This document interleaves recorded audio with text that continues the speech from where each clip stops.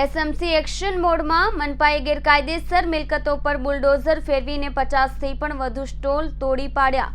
Temporary structure બનાવી વેચાણ કરતા હતા. મનપાએ ગેરકાયદેસર મિલકતો પર બુલડોઝર ફેરવીને 50થી પણ વધુ સ્ટોલ તોડી પાડ્યા. ટેમ્પરરી સ્ટ્રક્ચર બનાવી વેચાણ કરતા હતા. સુરત 22 કલાક પહેલા રાજકોટ અગ્નિકાંડ બાદ હવે સુરત મહાનગરપાલિકા પણ એક્શન મોડમાં છે. સરથાણા રિંગ રોડ વિસ્તારમાં આવેલા ગેરકાયદેસર મિલકતો પર બુલડોઝર ફેરવાયું હતું. આશરે 50થી પણ વધુ સ્ટોલ પર સુરત મહાનગરપાલિકા દ્વારા બુલડોઝર ચલાવવામાં આવ્યું હતું.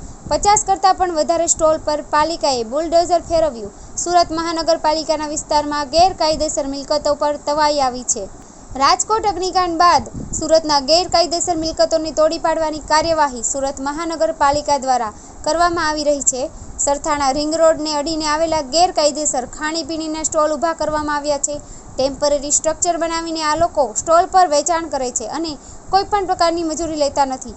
આ અંગે સ્થાનિક કોર્પોરેટર સહિત લોકોએ અધિકારીઓને ફરિયાદ કરી હતી, જેથી ફરિયાદ બાદ વરાછા બી ઝોન દ્વારા સપાટો બોલાવાયો હતો. 50 કરતાં પણ વધારે સ્ટોલ પર પાલિકાએ આજે બુલડોઝર ફેરવ્યું હતું. જમીન માલિક કોઈ પણ મજૂરી લેતા નથી. આ સાથે તેઓએ જણાવ્યું હતું કે આ બધી મિલકતો જમીનમાં માલિકની હોય છે.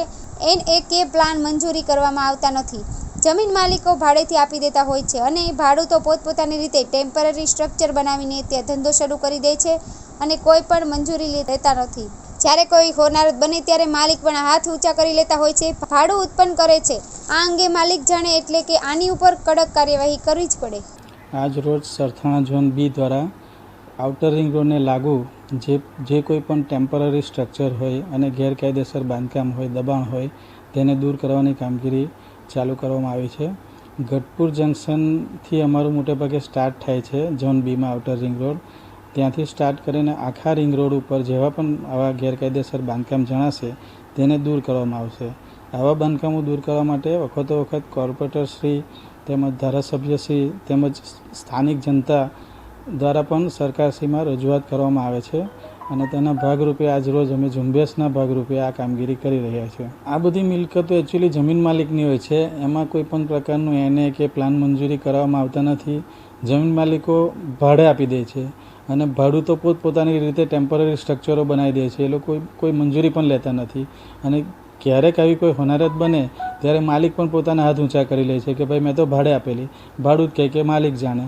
એટલે આપણે એને પર કડક કાર્યવાહી કરવી જ પડે.